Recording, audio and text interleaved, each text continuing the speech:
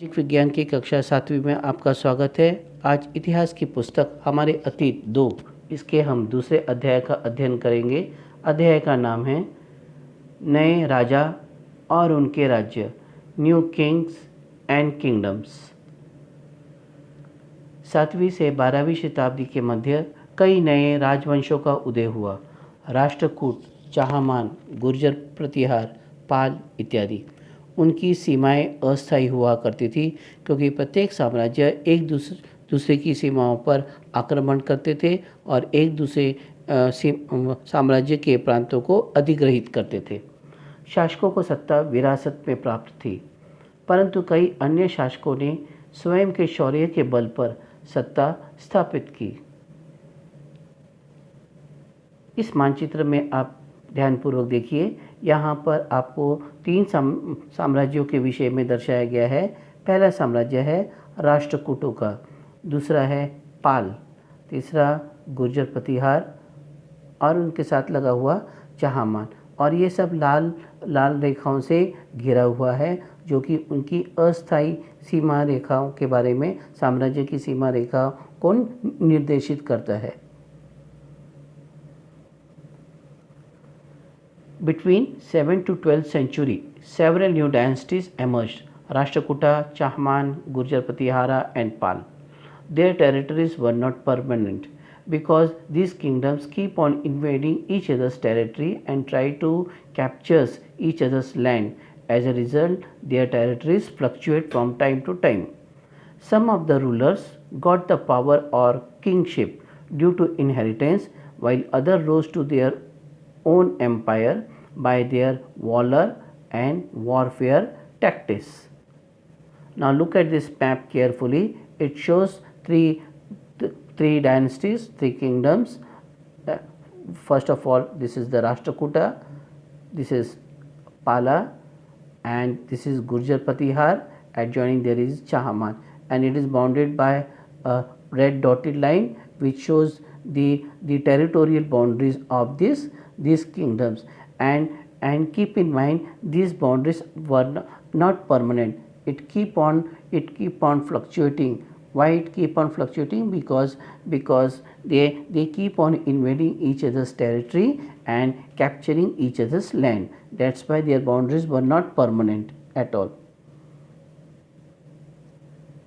नए राजवंशों का उदय 7वीं से 12वीं शताब्दी के दौरान इस महाद्वीप में बड़े भूस्वामी और योद्धा सरदारों को, राजाओं को सामंतों के रूप में मान्यता दी गई।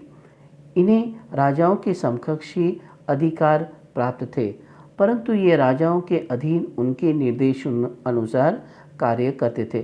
7वीं से 12वीं शताब्दी में क्या हुआ कि जो लैंडलॉर्ड्स थे या जो सेना नायक थे या फिर वे राज्य जिन पर इन्होंने साम्राज्यों ने कब्जा कर लिया था, तो उनको सामंतों के रूप में उन्होंने मान्यता दी और वे राजा के अधीन ही कार्य करते थे। इन्हें अपने राजाओं को समय समय पर उपहार तथा सैन्य सहायता देनी होती थी। अधिक सत्ता संपत्ति आने पर ये बड़ी बड़ी उपाधियां धारण कर लेते थे, जैसे महामंडलेश्वर, महासामंत इत्यादि। कभी कभी ये राजा के विरुद्ध विद्रोह कर स्वतंत्र सत्ता भी स्थापित कर लेते थे। इसके बारे में हम आगे पढ़ेंगे। ये देखिए सामंत उस ज़माने में जो अधिकारी थे उनको कैश में यानी नगद में पैसा नहीं दिया जाता था। उनको कोई भूमि अनुदान में दी जाती थी और वो भूमि 1-2 एकड़ की नहीं होती थी, कई 100 किलोमीटर्स की होती थी। और वे जो सामंत होते थे वो उस बड़ी भूमि के क्या होते थे? शासक होते थे। वहाँ पर रहने वाले किसान, व्यापारी, कारीगर वगैरह, इनसे जो कर मिलता था, इनसे जो टैक्स मिलता था, वो उनकी आमदनी हुआ करती थी। और उस आमदनी में से कुछ भाग वो सेना रखने के लिए इस्तेमाल करते थे और कुछ भाग वो राजा के पास भेज देते थे। तो यहाँ पर सामंतों के कई वर्ग थे। सबसे ऊपर यह राजा होता था, राजा के नीचे ड्यूक्स और अर्ल्स होते थे, उसके नीचे बैरन्स हुआ करते थे, उसके नीचे नाइट्स हुआ करते थे और उसके नीचे सर्फ यानी जो है सर्वसाधारण मजदूर, ये जो पद्धति थी वो यूरोप में विकसित थी।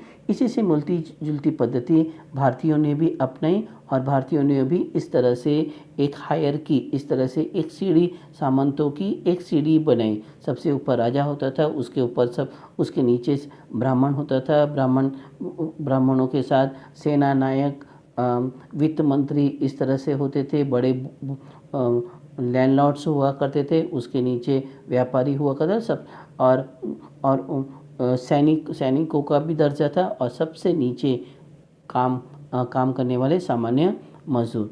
Look at this figure carefully, it depicts the feudal system that had existed in Europe during 7th to 12th century, or up till 11th century. It shows the hierarchy of various government officials appointed by the king, and with the aid of this official, the king used to rule over his kingdom or empire. The first on the top of this hierarchy was king, and below that there was duke and earl. Duke and earl is a kind is a sort of landlords or the military commander, etc. These dukes and earls shares some of the power with the barons and knights. Who were the knights? Knights were the soldiers. In Japan also there were a group of warrior whom they call samurai. They fight for the king and these feudal lords, and at the bottommost layer was the serfs or the peasants. So this was a similar type of the hierarchy was adapted in India also during 7th to 12th century. At the top there was a king, and below and at the second level there was a Brahmin, and Brahmin. This group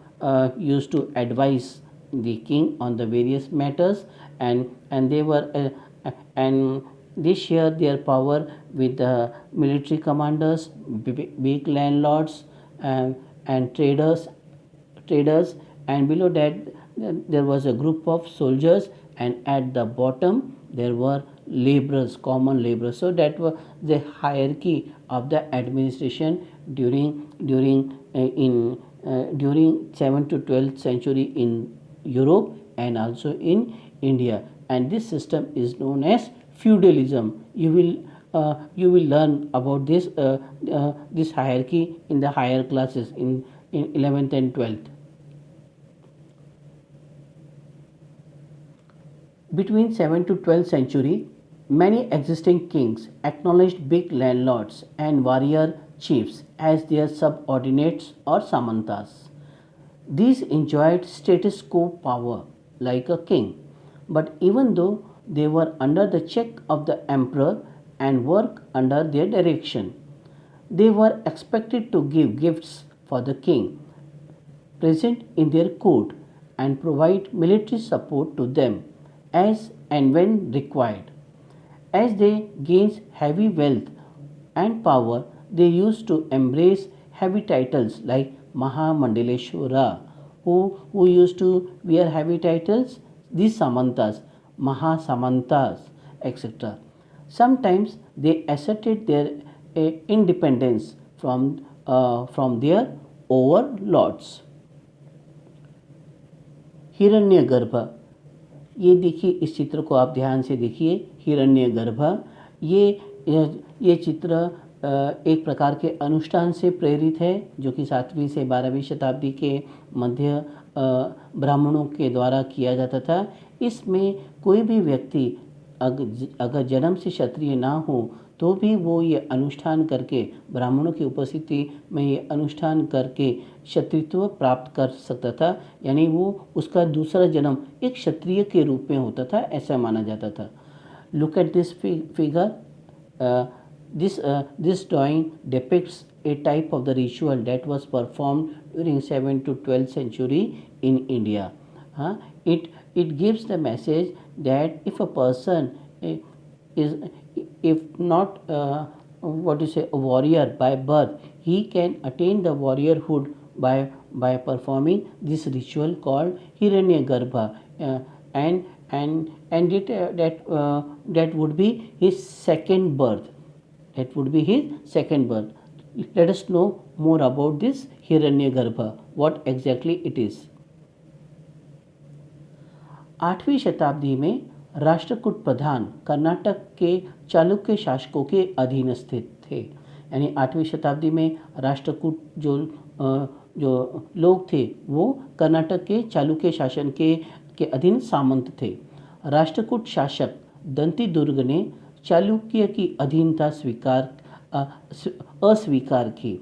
यानी उन्होंने जो चालुक्यों के साथ युद्ध किया या उनसे अपने आप को मुक्त करने की कोशिश की। समाज की मान्यता प्राप्त करने के लिए उन्होंने ब्राह्मणों की उपस्थिति में हिरण्यगर्भ अनुष्ठान किया। हिरण्यगर्भ का अर्थ है सोने का गर्भ या सोने का घड़ा। इसमें व्यक्ति या याचक यूँ कहें जन्मना क्षत्रिय ना होते हुए भी दोबारा क्षत्रित्व प्राप्त कर सकता है। यानी कोई भी व्यक्ति अगर जन्म से अगर क्षत्रिय ना भी हो तो ब्राह्मणों के द्वारा ये हिरण्यगर्भ नाम का अनुष्ठान करा सकता है और इससे वो क्षत्रित्व प्राप्त कर सकता है। ऐसा करने वाला राष्ट्रकूट राजा कौन था? दंतीदुर्ग वर्मा या दंतीदुर्ग भी आप कह सकते हैं। During 8th century, Rashtrakuta chief were the subordinate of Chalukyas. Rashtrakuta king Danti Durga overthrew the authority of Chalukya. To get the recognition, he performed a ritual with the help of Brahmin, and that ritual was called Hiranyagarbha, means a golden womb. It would lead to the rebirth of the sacrificer as Kshatriya even if he was not one by birth. तो ये है हिरण्यगर्भ के बारे में. It is all about Hiranyagarbha. In short, Hiranyagarbha is a kind of a ritual where that would be performed by a person and that would be his second birth. He would attain the Kshatriya or the warriorship. हिरण्यगर्भ. कुछ अन्य उद्यमी शासकों ने भी अपने सैन्य कौशल का प्रयोग क्षत्रित्व प्राप्त करने के लिए किया। यानी केवल दंतीदुर्ग वर्मा ने ही हिरण्यगर्भ अनुष्ठान नहीं किया और अपने आप को क्षत्रिय के रूप में प्रतिस्थापित नहीं किया। इसके साथ बहुत सारे दूसरे क्षत्रिय भी थे जो पहले ब्राह्मण थे, उन्होंने फिर हिरण्यगर्भ अनुष्ठान किया और क्षत्रिय बने। उनमें कर्नाटक के कदम मयूर शर्मन हैं। पहला कौन है? कर्नाटक के कदम मयूर शर्मन और दूसरे गुर्जर प्रतिहार जो कि राजस्थान में उनका शासन था हरिचंद्र। तो ये दो और व्यक्ति थे, कर्नाटक के मयूर शर्मन और गुर्जर प्रतिहार शासक हरिचंद्र। वे जन्म से ब्राह्मण थे, उन्होंने हिरण्यगर्भ का अनुष्ठान किया और वे क्या बन गए? क्षत्रिय बन गए। हिरण्यगर्भ. Some other enterprising family used their warrior skill to establish their kingdom. Initially they were Brahmins, but later they embraced warriorship, and the examples are Kadam Mayur Sharman of Karnataka, and second Gurjar Patihara king Harichandra. They were also Brahmin, but later on by performing Hiranyagarbha ritual they attained the warriorhood or they attained the Kshatriya. राज्यों में प्रशासन. राजाओं को अधीनस्थ सामंतों, किसानों, व्यापारी संगठनों के साथ साथ अपनी सत्ता साझेदारी करनी पड़ती थी। यानी राजाओं की मदद करने के लिए कौन थे? सामंत थे, जिसको कहते थे फ्यूडल लॉर्ड्स। अभी हमने पढ़ा फ्यूडल लॉर्ड्स के प्रकार कौन कौन से हैं? ड्यूक्स, अर्ल्स और बैरन। और हमारे भारत में कौन कौन हो गए? सेना नायक और बड़े मंत्री वर्ग। उसके साथ किसान, व्यापारी संगठन, ये भी इनके साथ भी राजा अपनी सत्ता की साझेदारी करता था। उत्पादकों, किसानों, कारीगरों और पशुपालकों से कर वसूला जाता था, टैक्स वसूला जाता था, जो राज्य के राजस्व का आधार बनता था। कोई भी साम्राज्य चलाने के लिए निधि की ज़रूरत पड़ती थी, इसलिए उत्पादकों, किसानों और कारीगरों, पशुपालकों से अलग अलग प्रकार के कर वसूले जाते थे और उसी से ही साम्राज्य का राजस्व बनता था। Administration in the state. Kings had to share its power together with his subordinate, Samantas and traders organization. Why? Because they give them advice, and these Samantas from time to time, these Samantas from time to time help the kings with his army, with his fleet of army, and protect the king from foreign invaders. Moreover, these traders brings the valuable revenue, foreign revenue. They does the exports and imports of the goods, and there are several types of the taxes which were levied on over the trades, and on account of the trades and on account of the profit, a revenue is generated in the economy, and that revenue helps the king to execute several projects or to strengthen their army. Several types of tax were imposed upon the producers, peasants, artisans, and craftsmen, and animal or cattle keeper. This becomes the base of the state revenue.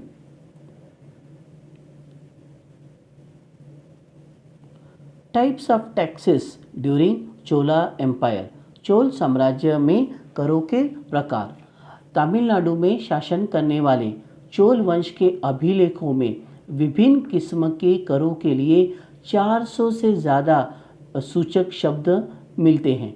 सबसे अधिक उल्लेखित कर निम्नलिखित है। सी from the inscriptions of the Chola who ruled in Tamil Nadu refer to more than 400 terms for different kinds of the taxes. The most frequently mentioned taxes are as below. जैसे पहला है वेट्टी। वेट्टी का मतलब जबरन श्रम करवाना। दूसरा कदीमाई यानी भू राजस्व, भूमि पर कर या खेती पर कर लगाए तो वो। तीसरा मकान पर छाजन डालना, यानी जो मकान के ऊपर जो छप्पर डाला जाता है जहाँ, तो उसको डालने के लिए भी टैक्स लगाया जाता है। खजूर, ताड़ के पेड़ पर चढ़ने के लिए सीढ़ी जो इस्तेमाल करते हैं, तो वो सीढ़ी इस्तेमाल करने पर भी टैक्स लगाया जाता था। पारिवारिक संपत्ति का उत्तराधिकार हासिल करने के लिए लगने वाला कर, यानी पिता की संपत्ति यदि पुत्र को अधिग्रहित करनी होती है तो वो संपत्ति अधिग्रहण करने पर भी टैक्स लगाया जाता है। आज भी इस प्रकार का टैक्स हमारे भारत में अभी भी मौजूद है, जैसे wealth tax, gift tax, property tax, ये इस प्रकार के कर है। तो ये चोल साम्राज्य में 400 अलग अलग प्रकार के टैक्सेस लगाए जाते थे और उनके लिए ये शब्द इस्तेमाल होते थे। See types of taxes during Chola empire. First of all vetti is a tax not in cash but in terms of forced labour. Kadamai, it is an agriculture tax. Taxes on thatching the house. Thatching means to mending the roof of the hut or roof of the house is called thatching. Tax on using the ladder to climb over palm and date trees. It is also one kind of tax. A cess on succession to family property. Cess. Nowadays also such kind of tax is prevalent in India. For example, wealth tax, property tax, inheritance tax, like such type of the tax is present today also. So these are the sources of the revenue during the Chola Empire. करों का किस प्रकार उपयोग किया जाता था? How does the tax were utilised? पहला, मंदिरों के निर्माण के लिए, मतलब जो पैसा इकट्ठा होता था उसका उपयोग वो किस तरह से करते थे? मंदिरों के निर्माण के लिए बड़े बड़े मंदिर बनवाते थे। जैसे चोल राजा राजेंद्र प्रथम, उन्होंने एक बहुत बड़ा विशालकाय मंदिर बनाया, राजराजेश्वरा, जिसको देखने के लिए चीन, मलेशिया, इंडोनेशिया और दूर दूर से लोग आते थे। और वो जो है साम्राज्य की आमदनी का एक स्रोत बनते थे।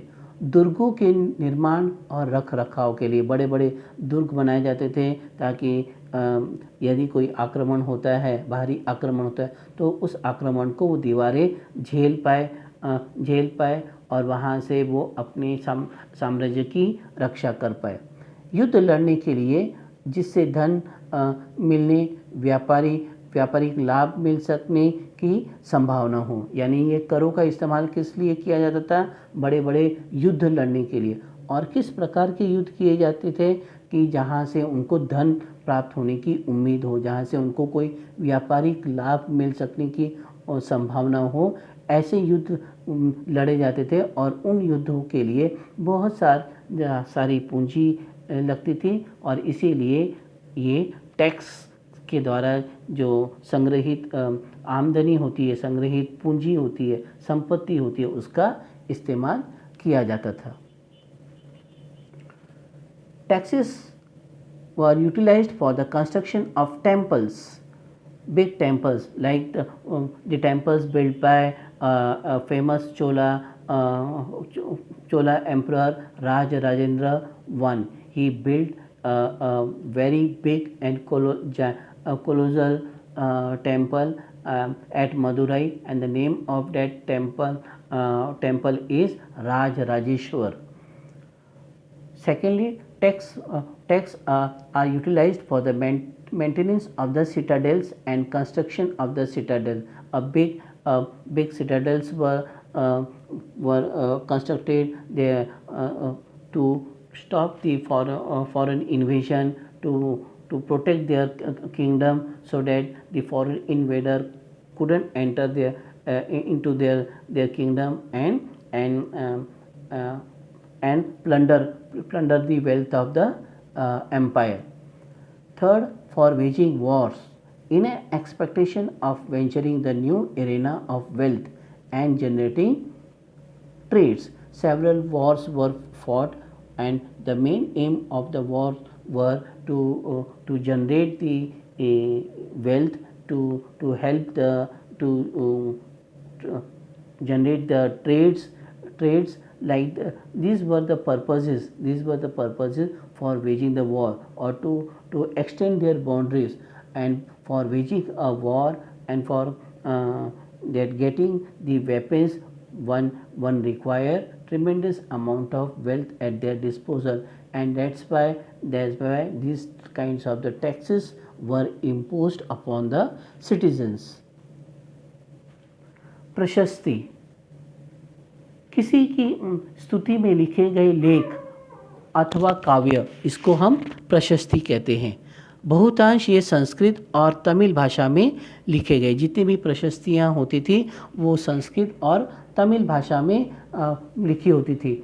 और ये जो प्रशस्तियाँ होती थी वो ब्राह्मणों और दरबारी कवियों के द्वारा लिखी जाती थी, इनाम और इकराम पाने के लिए। और इसमें अतिशयोक्तिपूर्ण वाक्य होते थे, जो कि शब्द और ये जो प्रशस्तियाँ होती थी शब्दशः सही भी नहीं होती थी। ये हमें बताती है कि सम्राट खुद को कैसे दर्शाना चाहता है। प्रशस्ति, यहाँ पर देखिए नागभट्ट की प्रशस्ति के बारे में आपकी किताब में बताया गया है। कई शासकों ने प्रशस्तियों में अपनी उपलब्धियों का बखान किया है। नागभट्ट के बारे में बता रहे हैं। ये संस्कृत में लिखी गई, ग्वालियर मध्य प्रदेश में पाई गई एक प्रशस्ति में प्रतिहार नरेश नागभट्ट के कामों का वर्णन किया गया है। आंध्र, सैंधव, विदर्भ और कलिंग के राजा उनके आगे तभी धराशायी हो गए जब वे राजकुमार थे। उन्होंने कन्नौज के शासक चक्रयुध को विजित किया।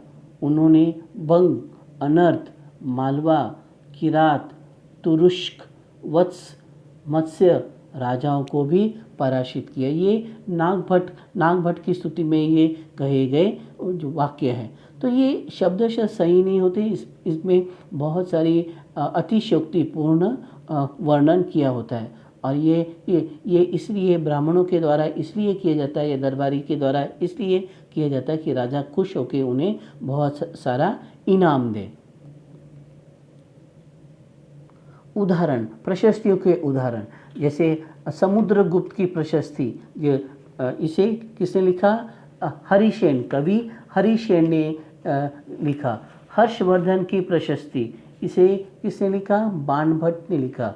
और पुलकेशिन द्वितीय की प्रशस्ति, इसको रवि कीर्ति ने लिखा। ये सब हमने छठी कक्षा में पढ़ा था। समुद्रगुप्त की प्रशस्ति लिखने वाले कवि हरिसेन थे। हर्षवर्धन की प्रशस्ति लिखने वाले बाणभट्ट थे। पुलकेशिन द्वितीय की प्रशस्ति लिखने वाले रवि कीर्ति थे। See the prashasti of the Samudragupta was written by Harisena, poet Harisena. The Prashasti of Harshvardhana was written by poet Banbhatta, and Prashasti of Pulakeshin II written by Ravi Kirti. What is Prashastis? A prose poetry written in praise of somebody is called Prashasti. It is mostly written in Sanskrit and Tamil. It is generally written by Brahmin and court poet in an expectation to get prize or souvenir. It is not factually true. Sometimes there is too much of exaggeration. It tells us how the emperor wished to project himself before the society. In your textbook, there is an excerpt of the Nagbhatta Prashasti. Many rulers about Nagbhatta, many rulers describe their achievement in Prashasti. One Prashasti written in Sanskrit and found in Gwalior, Madhya Pradesh, described the exploits of Nagbhatta, a Pratihara king, as follows. The king of Andhra, Sandhava, Vidarbha and Kalinga fell before him even he was a prince. He won a victory over Chakrayuddha. He defeated the king of Vanga, Anartha, Malwa, Kirata, Turushka, Vatsa, Matsya, like that. So it is a sort of an exaggeration written about Nagbhatta, and it also tells us how the emperor wished to project himself before the society. He wants to present himself as a most brave king, and this poet write the poetry to suit their expectation. 12वीं शताब्दी में कल्हण नामक कवि ने महाकाव्य लिखा और उस महाकाव्य का नाम था राजतरंगिणी. कश्मीर पर शासन करने वाले शासकों का इतिहास इसमें राजतरंगिणी में दर्ज है. इसकी विशेषता ये है कि यहाँ इसमें कल्हण ने राजा की प्रशंसा करने के साथ साथ उसकी आलोचना भी की, और यही उसकी एक विशेषता थी, और ये उस समय के इतिहास को जानने का एक महत्वपूर्ण स्रोत है. तो कल्हण कौन था? एक दरबारी कवि था. उन्होंने क्या लिखा? एक काव्य लिखा, और उस काव्य का नाम क्या था? राजतरंगिणी. किसके बारे में लिखा उन्होंने? कश्मीर के शासकों के बारे में लिखा, और उनकी प्रशंसा करने के साथ साथ उसमें उन्होंने उनकी आलोचना भी की. In the 12th century, a poet, Kalhan, wrote an allegory known as Raj Tarangini. What is special about this Raj Tarangini? In Raj Tarangini, he wrote about the king, his administration in the Raj Tarangini, and it was a description about the kings of or dynasties of Kashmir kingdoms. Poetry written in an critically appreciative format. The Kalhan tried to praise the kings and their administration, and on the other side, he also critically analyzed their working. He also criticized their administration, in other way also. So this is the important source to know about the history of the Kashmiri kings and their administration. भूमि अनुदान, राजा ब्राह्मणों को भूमि अनुदान में देते थे, जिसको ब्रह्मदेय कहते थे। भूमि अनुदान में देना, मैंने पहले ही आपको बताया था कि उस समय मुद्रा का प्रचलन बहुत ही कम था, इसलिए राजा जो है ब्राह्मणों को और अपने बड़े बड़े अधिकारियों को भूमि दान में देते थे। तो ब्राह्मणों को जो भूमि दान में दी जाती थी उसको ब्रह्मदेय कहते थे। इसका विवरण ताम्रपत्र यानी कॉपर की एक प्लेट होती थी और उस पर अभिलिखित, उस पर उनका संपूर्ण विवरण लिखा होता था, जिसको हम ताम्रपत्र कहते हैं। ये राजसी मोहर लगी कड़ियों से जुड़े दस्तावेज है। यानी ये जो ताम्रपत्र होते थे वो ताम्रपत्र किससे जुड़े होते थे? एक हुक जैसे आकार से जुड़े होते थे और उसके सामने वाले भाग पर राजमुद्रा होती थी, तो उसमें ये लगाए जाते थे। ये है भूमि अनुदान। राजा ब्राह्मणों को जो भूमि अनुदान में देते थे उसे ब्रह्मदेय कहते थे। इसका विवरण ताम्रपत्र पर अभिलिखित होता था। यह राजसी मोहर लगी कड़ियों से जुड़े दस्तावेज है। इस चित्र को आप ध्यान से देखिए, मोहर कहाँ पर है? ये मोहर है और ये क्या है? ताम्रपत्र। ये क्या है? ताम्रपत्र। Kings used to grant lands to Brahmins called Brahmadeya. Its particular is mentioned over a copper plate called Tamrapatra. It is bounded by hook with an official seal. So the entire description about the land, to whom the land is given, it is mentioned. It is inscribed over a copper plate, and that copper plate is known as Tamrapatra, and it is bounded by a seal, official seal. So in this, the entire particulars about the land is mentioned. So the king used to grant land to Brahmin called Brahmadeya. Its particular is mentioned over a copper plate called Tamrapatra. It is bounded by a hook with an official seal. धन के लिए युद्ध, warfare for the wealth. यहाँ पे इस आकृति को आप ध्यान से देखिए। यहाँ पर पहले से ही जो लिखे हुए, जो हमने 3 साम्राज्यों का उल्लेख किया था, राष्ट्रकूट, पाल और प्रतिहार। ये तीन शासक, राष्ट्रकूट, पाल, गुर्जर, प्रतिहार, ये जो 3 शासक हैं, कन्नौज को लेकर जो है इनमें सदियों तक युद्ध चला।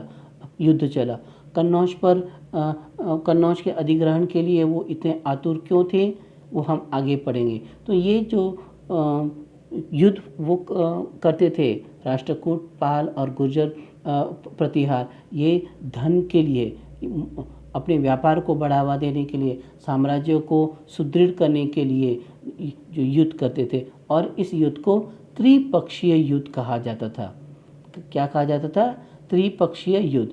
से Rashtrakuta, Pala and Gurjara Pratihara, they for the century fought a war with each other to gain the control, absolute control over Kannauj, which is located over the Gangetic plain, and their war or their struggle is known as tripartite struggle.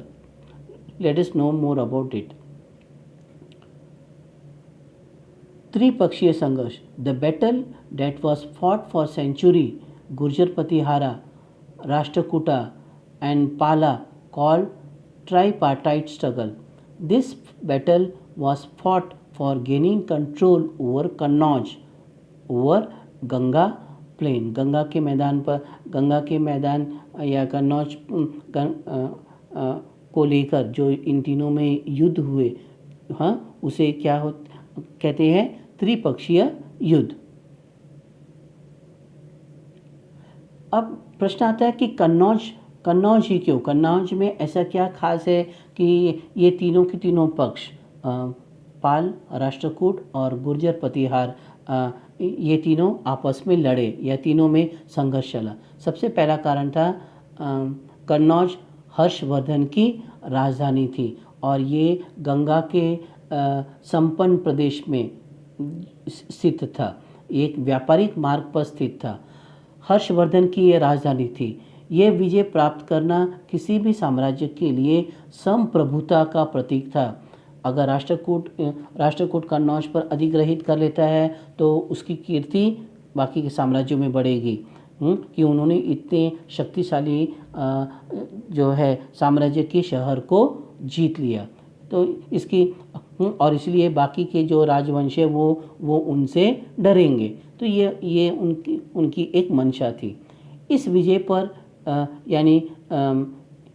पर यानी संपूर्ण गंगा प्रदेश पर अधिकार करना, यानी गंगा के मैदानी इलाकों पर कब्जा करना, और क्योंकि इसके आसपास के जो क्षेत्र थे वो कृषि प्रधान थे। बहुत सारे व्यापारी यहाँ पर व्यापार करने के लिए आते थे और इसी से जो है बहुत ज़्यादा राजस्व की उन्हें उम्मीद थी और यही कारण था कि ये तीनों के तीनों पक्ष कन्नौज पर अधिकार करने की सोच रहे थे। एक महत्वपूर्ण व्यापारिक मार्ग पर स्थित था।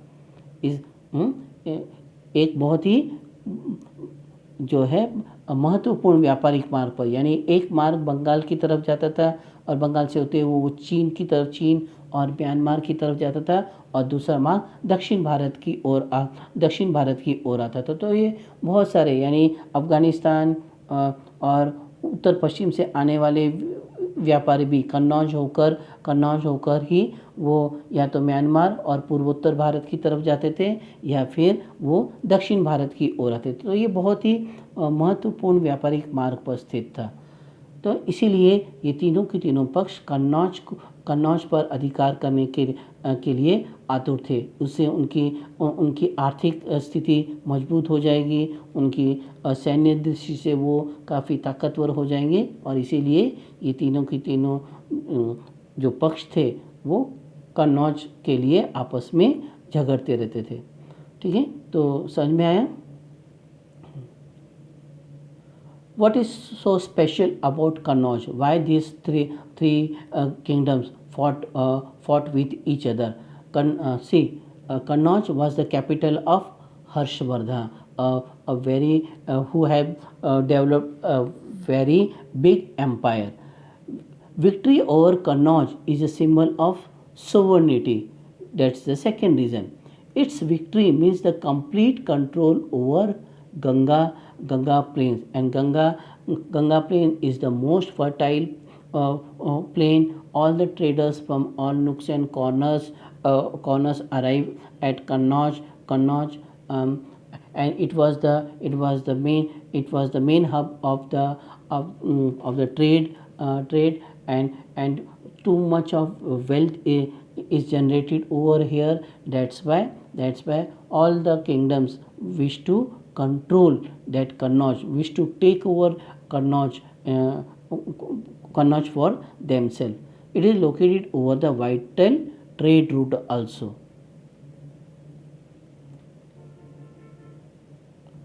मंदिरों पर आक्रमण, अटैक ओवर टेम्पल्स। शासक वर्ग अपनी शक्ति तथा वैभव का प्रदर्शन करने के लिए विशाल मंदिर बनाते थे और देवी देवताओं की मूर्तियों पर कीमती आभूषण पहनाते थे।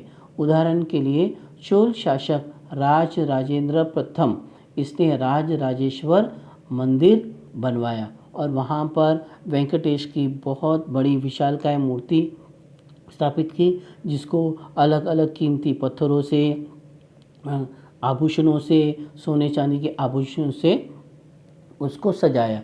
तो ये जो है अपनी भव्यता को दर्शाने का एक मार्ग था, जिसे बाकी के शासक उनके साम्राज्य के बारे में जान ले कि वो साम्राज्य कितना शक्तिशाली और कितना वैभव संपन्न है।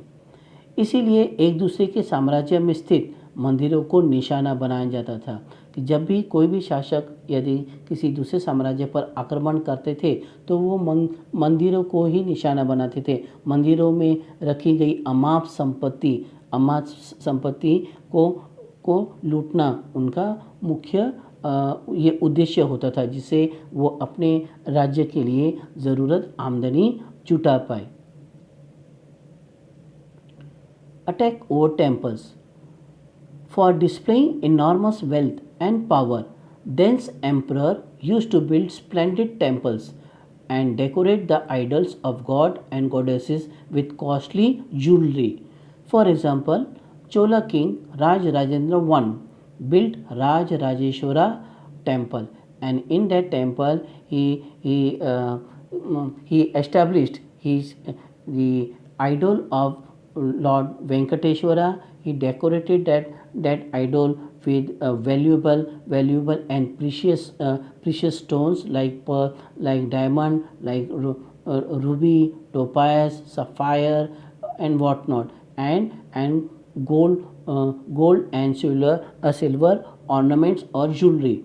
That's why when kingdoms attack over each other's territory, they specially attack temples to collect the huge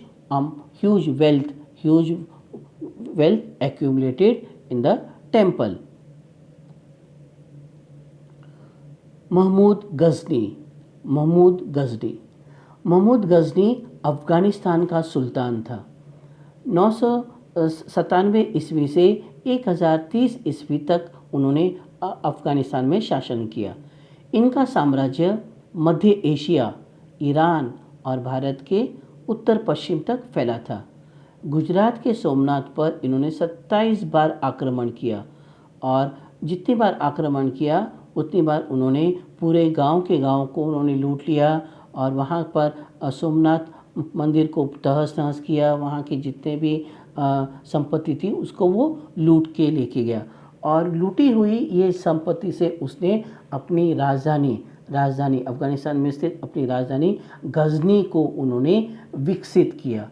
तो देखिए राजा अभी जो युद्ध क्यों किए जाते थे? धन के लिए। और धन किस लिए चाहिए होता था? अपने साम्राज्य के विकास के लिए, सुविधाएं जुटाने के लिए। तो ये महमूद गजनी इन्होंने भारत के बारे में बहुत कुछ सुना था कि यहाँ पर काफ़ी सोना है, संपत्ति है और यहाँ के मंदिरों में जो सोना है या जो संपत्ति होती है वो बिना किसी सुरक्षा के जो है रखी जाती थी और इसीलिए उन्होंने मंदिर को अपना निशाना बनाया। Mahmood Ghazni was the Sultan of Afghanistan. What does the word Sultan mean? Sultan is the synonymous of the emperor. He ruled between 997 AD to 1030 AD. His empire was spread from Middle Asia to Iran and northwest frontier of Indian subcontinent. He invaded Somnath Temple of Gujarat 27 times. Wealth thus collected by Mahmud Ghazni through loot and plunder is utilized to develop his capital, Ghazni. किताब अल हिंद। महमूद गजनी के शासनकाल के एक इतिहासकार अल बरूनी ने भारतीय उपमहाद्वीप का वृत्तांत अरबी में लिखा और उस किताब का नाम था अल हिंद। सुल्तान महमूद अपने द्वारा जीते गए लोगों के बारे में कई बातें जानना चाहता था और इसीलिए उन्होंने अल बरूनी नामक एक विद्वान को इस उपमहाद्वीप का लेखा जोखा लिखने का काम सौंपा। और अल बरूनी ने जो वृत्तांत लिखा भारत के बारे में वो अरबी भाषा में लिखा। इसके लिए उन्होंने संस्कृत पंडितों की भी मदद ली भारतीय भूमि को जानने के लिए।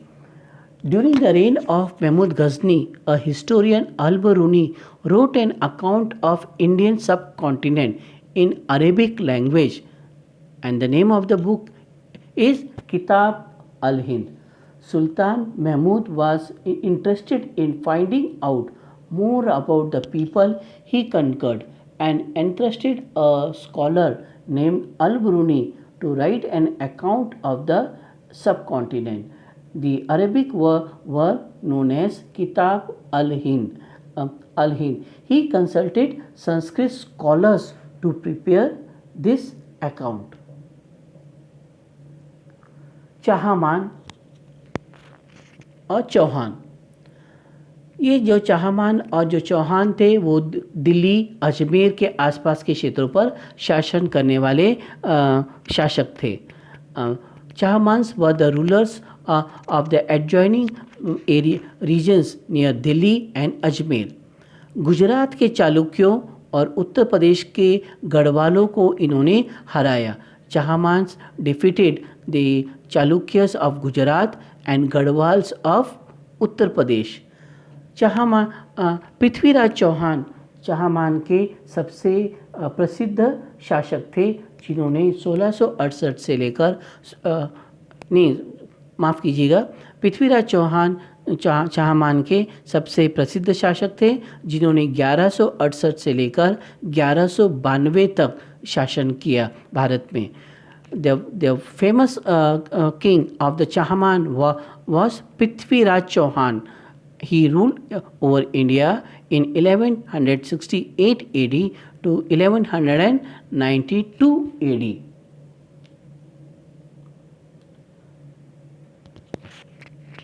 महमूद गौरी और पृथ्वीराज चौहान। पृथ्वीराज चौहान के मोहम्मद गौरी के साथ दो युद्ध हुए, एक 1151 में और एक 1192 ईस्वी में। 1191 में जो युद्ध हुआ उसमें पृथ्वीराज चौहान ने मोहम्मद गौरी को हरा दिया और जो 1192 में जो युद्ध हुआ उसमें मोहम्मद गौरी ने पृथ्वीराज चौहान को हराया और उनकी हत्या कर दी। Prithviraj Chauhan fought two wars with Muhammad Ghori, one in 1191 AD and other one was 1192 AD. In the first battle that was fought in 1191 AD, Prithviraj Chauhan defeated Muhammad Ghori. But in 1192 AD, Muhammad Ghori defeated Prithviraj Chauhan and he assassinated him brutally.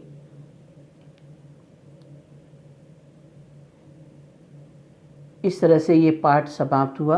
अभी तक जो हमने मुद्दे जो पढ़े उनको अपनी homework notebook में आप लिख लीजिए और उनको अच्छी तरह से याद कीजिए और अभ्यास के जो है प्रश्न उत्तर आप लिख लेंगे। धन्यवाद।